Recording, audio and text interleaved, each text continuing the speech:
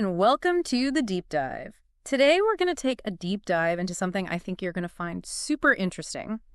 We're talking about the long-term impacts of China's one-child policy. Okay. Specifically, we're focusing on, how it kind of shook things up in terms of the balance of men and women in different parts of the country. Yeah. So we've got some really cool research. Yeah, this is fascinating stuff. It gets into some pretty heavy topics like missing women, the marriage squeeze. Yeah. And even how this could potentially destabilize society. Absolutely. So kind of a big deal. Yeah. You ready to dive in? Yeah, let's do it. Welcome to Gender Decoded, where numbers align, seeing the stories that data defines, breaking the barriers, truth untold, insights in gender, the data falls.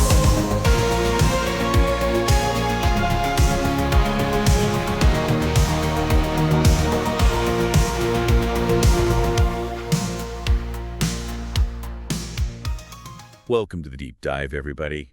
Today we're taking a look at China's one-child policy. A policy that, well, it did a lot more than just limit families, It really did. It really set off this chain reaction demographically that we're still feeling the effects of today. And we've got some really interesting sources to dive into today that should help us understand how this policy, from when it started back in 1980 all the way to when it ended in 2015, really reshaped China's population. Yeah, it's a story that goes, it goes way beyond just simple birth rates. We're going to be looking at how this policy, combined with really deep cultural norms, created this kind of a demographic ripple effect. Right. Yeah, and it's impacting, well, everything, really, from their economy to their social fabric to even, I think, how they stand globally. Yeah, I think that's right. And right off the bat, thinking of the one-child policy, It's important to note that it wasn't always, a hard and fast rule. There were definitely some exceptions to the policy, weren't there? Oh, absolutely. For example, ethnic minorities, they were allowed to have larger families. And rural families, sometimes, if their firstborn was a girl, they could have a second. Okay. Yeah. And even in some urban areas, some families, they could pay a fee. They called it a social maintenance fee, and they could have more kids.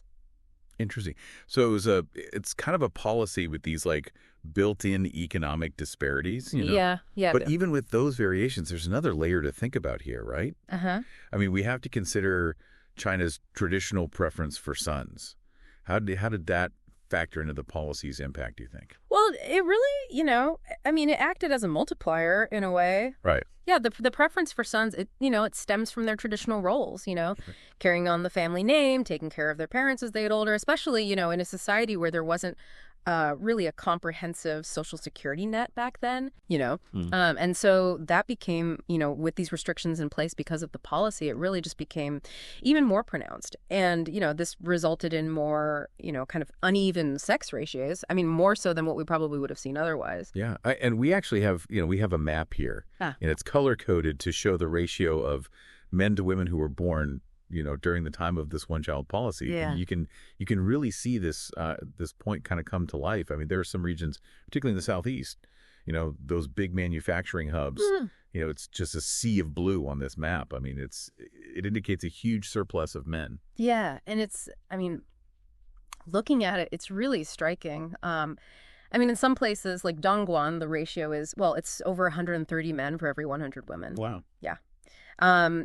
And part of that is because those coastal areas, they attract, a lot of young men who are looking for work. Yeah. So that further skews the ratios. But then, you look closer at this map and you see this surprising pink spot, Chizhou in Anhui province. Yeah, and that's an area with fewer men than women. Right. Huh.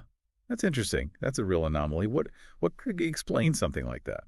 Well, it really shows just how complex demographics can be, I think. Yeah. You know? I mean, it could be. It could be due to local policies, maybe. Okay. Or unique migration patterns, you know? Maybe more men are leaving the area. Right. Or even some historical factor we're not thinking of, you know, something that predates the policy. Oh, interesting. But, I mean, it really does show that, you know, we can see these broad trends, right? But when you dig down, the reasons behind them are, well, they can be really localized. Yeah, it's a good point. We can't just look, big picture all the time. We have to zoom in and think about those unique factors at play in different areas. But let's zoom back out for a second, and talk about this term, this chilling term, missing women. Demographers estimate that there are over 30 million missing women in China.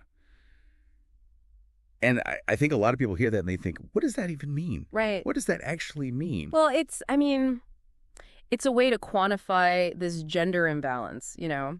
Okay. And what it means is that, there are far fewer women in China than there should be. Okay. Naturally. If you look at typical birth ratio. Like, it's not about women like literally disappearing. Right. It's more about. Yeah, it's more about a combination of things, really. Okay. Sex-selective abortion, underreporting female births to avoid, penalties, and sadly, in some cases, infanticide. Wow. And this all comes back to, the pressure to have sons and the policy, well, it just amplified it. Yeah, and that leads right into this thing called what they call the marriage squeeze, right? I mean, if you have, millions more men than women, there just aren't enough brides to go around. So what are some of the things, some of the consequences we see, societally from an imbalance like that? Well, you see a lot of things. We see more bride trafficking, forced marriages, things like that. Right. Because, the demand is higher than the supply. And bride prices, they're becoming more and more common, where families have to pay huge amounts of money to try to, secure a wife for their son. And this is especially bad in rural areas where, well, the competition is just fierce. Yeah. And then there's this term that Chinese sociologists use to describe these unmarried men without descendants, and they call them bare branches. And it's almost poetic, isn't it? It is, yeah. But there's this, there's a pretty bleak undertone there. Yeah, I mean, it makes you think of these men who are just, cut off from that traditional family lineage. And it's not just personal, it's a tragedy for these men, of course. Sure. But, it does raise concerns about, what it means for society as a whole. Some research has shown that, when you have a lot of these bare branches, it could, potentially lead to more mental health issues, Yeah. Maybe higher crime rates, even social unrest. I mean, it's not for sure, but. It's something to think about. It's almost like this, this demographic time bomb, right? Yeah. Ticking away for decades. Mm-hmm. And we're just now starting to see it go off, And then on top of the bare branches, there's this other thing called the 4-2-1 problem. Can you explain what that is? Yeah, so the 4-2-1 problem, it's basically, well, it describes this massive burden that's placed on single children who were, born under the one-child policy. So you have one child, and often it's a son. Okay. And they could be potentially responsible for 4 grandparents and 2 parents. Wow. So 6 elders, all depending on one person. Yeah, I mean, it's a lot.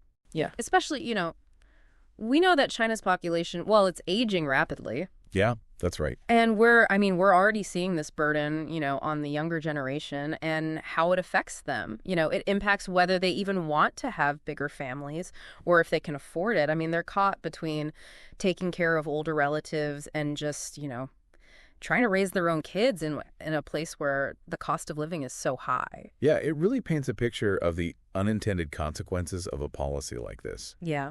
And it seems like, eventually the Chinese government kind of recognized, like, hey, maybe this is going to create a demographic crisis. Yeah. And they did eventually shift away from the one-child policy, right? They did, yeah. In 2016, they moved to a 2-child policy. Okay. And later they even, allowed families to have up to 3 children. So they kind of reversed course a little bit. Yeah. Well, yeah, but it's not as easy as just reversing, I mean, think about it. After decades, the impact of that policy, it's pretty ingrained at this point. So even with these policy changes, it's not like things just went back to how they were before. No, not really. I mean, fertility rates, they've stayed low. Hmm. It's not really about, I mean, it's not just about how many children people are allowed to have anymore. It's about how many they want to have, you know? Right. And after decades of, high living costs and social norms are changing, and people, well, they just want smaller families now. It's like this. It's like the one-child policy created this like cultural momentum, right? It's hard to stop. Exactly. And, we are seeing urban families, especially educated families. They're, starting to view daughters, sons, Yeah. more equally now. So, But those decades of the policy, I mean, they really left a mark. so even if things do eventually even out, I mean, which they haven't yet. Right. This generation that was born under the one-child policy, I mean, they're going to be dealing with the effects of the gender imbalance for a long time. Yeah, I mean, that's what we're talking about. This long-term momentum. It's gonna play out. In how they find partners, in their jobs, in elder care. I mean, it's part of their society now. It's really incredible. It's incredible to me how something that, seems like a straightforward policy can have such, I mean, it's just wild how big the consequences are, how long they last. And we've just scratched the surface here. This demographic earthquake, it's shaking up, everything from their housing market to their rural communities. Exactly. Yeah. and we've seen how it's affected, families and individuals. But the next part of this, this deep dive, we're going to be looking at the bigger picture. Okay. The societal and economic aftershocks. Sounds good. Stay with us as we keep going down this rabbit hole. So we've been really digging into the impact of China's one-child policy, those skewed gender ratios, the missing women. We've talked about the bare branches and that 4-2-1 problem. And it's pretty clear this policy, it did way more than just limit family size. Yeah, it's a lot to unpack. And as we kind of go further in this, in this deep dive, we're going to see just how much, these changes, these demographic shifts have kind of impacted, well, I mean, China's entire economy and society. It's interesting to me to think about how a policy that, that was meant to control how fast the population was growing could end up having an impact on something like, their housing market. What's the connection there? Well, let's think back to those millions of unmarried men, especially in the cities, in China, owning a home. It's seen as, I mean, it's almost like you need it to get married. Right. It shows, that you're stable, that you're doing okay financially. So when you have all these men and they're all trying to find, a wife, and there just aren't that many women, I mean, owning a home becomes even more important. Exactly. Yeah. I mean, more men want homes, but there aren't enough to go around. So what happens? Well, the prices go way up. And we've seen that in a lot of Chinese cities. And that creates, this whole other problem, economically. It's hard for these young people. They want to get married, they want to have families, but they can't even afford it. It's almost like even though the policy's gone, Right. it's still like holding them back. Yeah, I think that's a good way to put it. And speaking of, kind of being held back, let's talk about this thing they call it rural hollowing. What exactly is that? Okay, so rural hollowing, that's basically when you have young people, and it's mostly young men, and they leave the rural areas, the villages, Right. and they go to the cities, to find work, to try to make a better life. But when they do that, it leaves, mostly older people in the countryside. And we know that, we know those cities tend to have more men because of, people moving there. Right. So it kind of makes things worse in those rural areas. Yeah, it does. It creates this kind of, I guess you could call it a cycle. You have fewer young people, so you have less, stuff happening economically, fewer businesses, things like that. You have fewer women who could have children. And, well, that just leads to even lower birth rates in those areas. I mean, these villages, they're becoming empty. I mean, not literally, but Right. in terms of people and, their economy. It's sad. And, we were talking about the 4-2-1 problem before. Yeah. All these young people leaving, it must put a huge strain on, places that take care of older folks and the healthcare system, especially in those rural areas. Oh, absolutely. I mean, when all the young people go to the cities, there's no one left to take care of their parents and grandparents. Right. And China's, they're working on it, but their safety net for people, it's not really there yet. Yeah. So the burden, it falls on those single children. And a lot of times they're just not ready for that. They're not equipped to handle it. It's tough to imagine, right? It is, These yeah. people that are trying to take care of their own families, Mm-hmm. and then they have, 6 other people who need help. I mean, it really shows how much this policy, it's still affecting them. Yeah, it does. It underscores the fact that, even if a policy has good intentions, it can have consequences that no one saw coming. Right. And it's not just families, or individuals who are affected. Yeah. It's like this whole chain of events, Yeah. and they're still shaping China's economy and society. Exactly. It's a big, complicated story. It is. And so far, it's been kind of a gloomy picture. Yeah. But are there any signs of hope? I mean, what is China doing to try to, fix some of these long-term problems? Well, there are some positive things. Okay. They did switch to a 2-child policy, then 3. Right. So they know, they recognize that there's a problem. Yeah. And we're also seeing local governments, they're trying different things to encourage people to have more kids. Like what kind of things are they doing? Well, they're giving out, money, like allowances for families. Yeah. They're helping with housing costs, giving people longer maternity and paternity leave, things like that, just to try to make it easier, financially to have kids. It seems like they're just trying a lot of things to see what works. Yeah, it's a lot of trial and error, but, it's hard. It's hard to change how people think about things, especially when they've been thinking a certain way for so long. Yeah. Yeah. For so long, the message was, 1 child is enough. And now it's like they're saying the opposite. Right. And that's a big shift culturally, It is. But are there, you said there were some positive things, some trends. Yeah. What are you seeing? Well, a lot of women, especially in the cities, women who have, good jobs, they're waiting longer to get married and have kids. Or they're choosing to have smaller families because they want, Right. And that's a good thing. It means women have more control over their lives Yeah, that's a good point. and how many children they have. And, you're also seeing, especially with younger people, they're starting to move away from that idea that you need a son, to make sure your family is taken care of. So that could maybe, take some of the pressure off for people to have boys. Maybe those old cultural ideas, the ones that really, made the policy's impacts so much worse, maybe they're starting to fade a bit. Maybe. It's possible.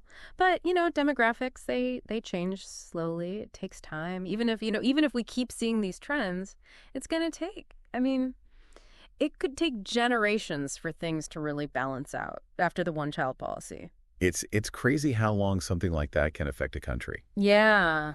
It's a good lesson for other countries, though. Right. Especially in East and South Asia, they're facing, similar problems. Yeah, China's story. It's definitely something to learn from, when you're thinking about trying to control your population. Yeah, it's a reminder that you have to think about the long term. Absolutely. Not just about the numbers, but about how it's going to affect people.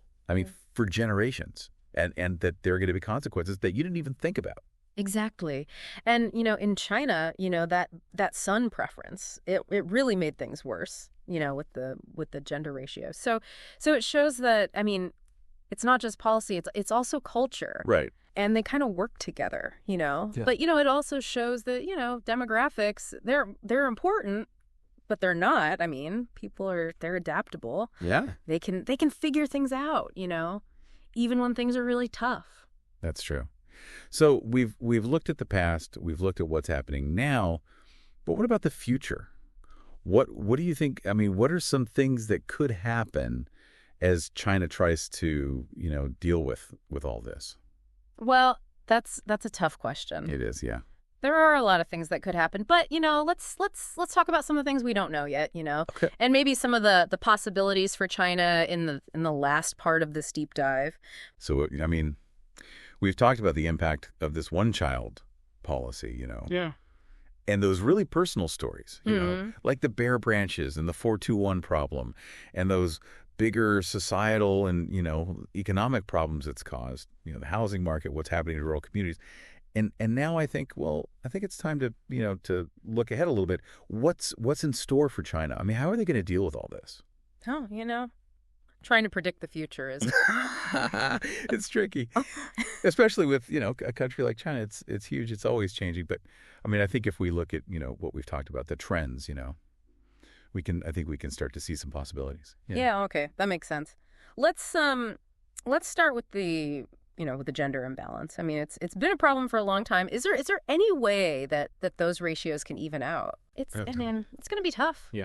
Even with the policy changes and, them trying to encourage people to have more kids, that generation, the one that, grew up with the one-child policy, it's going to have an impact for a long time. But demographics, I mean, they're not fixed, Right. People move, they adapt, they make different choices based on what's happening around them. So maybe we'll see, like, new ways of doing things socially, I mean, as people try to figure this out. Yeah, exactly. I mean, for example, those bride prices we were talking about. Right. They've gotten so high, families have to pay so much. It's possible that it just becomes like too much, and maybe that forces people to, to change what they expect, or maybe we'll see, more marriages between people from different regions. Right. Men from areas where there are a lot of men, maybe they'll start looking for partners in other provinces or even, other countries. Yeah. That's really interesting to think about, Yeah. like how something like this, like just not enough women could change like the culture, like how people act. Yeah. And what about the economic side of things? I mean, people are worried about, being able to take care of their parents as they get older. Yeah. Could that keep the birth rates down? Or are there solutions for that? That's a big question. But, China, they're ahead of the game when it comes to technology, like robotics, artificial intelligence, all that. Yeah. So, I mean, it's not crazy to think that, maybe they'll start using those things to help take care of older people. Oh, wow. Which that could take some of the pressure off of families. It's like something out of a movie, right? Robots taking care of our parents. It's definitely something to think about. This deep dive it's been really interesting, Yeah. And I feel like we've barely scratched the surface. I think that's true. Yeah. We've covered a lot. But China's story, it's still being written. The one-child policy, it really changed the country, And what happens next? Well, it's going to be shaped by by what's happened. But I think this is bigger than just China, Right. What can other countries learn from this? Well, I think the big thing is you have to think about the long term, when it comes to any policy, really. Yeah. Especially something like this. It's not just about, keeping the numbers down. It's about how it's going to, it's going to ripple out. Yeah. It's going to affect people for generations. And there might be, there are probably going to be things that happen that, that no one even thought about. Yeah. It's like you can't just make a policy and not think about like how it's going to fit in with everything else that's going on. Yeah. China's, their preference for sons, that made the gender ratios even worse. Right. It shows that, like it's not just policy, it's culture too. Yeah. It's how they work together, But it also shows that, demographics, they're powerful, but they're not, they're adaptable. Yeah, they find a way. Yeah, they figure things out. So we've talked about China, what they did, what's happening now, and what might happen. And as we wrap up this deep dive, I think it's important for all of you listening to, to keep thinking about this. Yeah. What really stuck with you? What questions do you still have? Share your thoughts. Let's keep talking about this. It's a really important story, and who knows what the future holds. But one thing's for sure, China's story. It's going to keep fascinating us, I think, and we're going to learn a lot from it. Yeah. For a long time to come.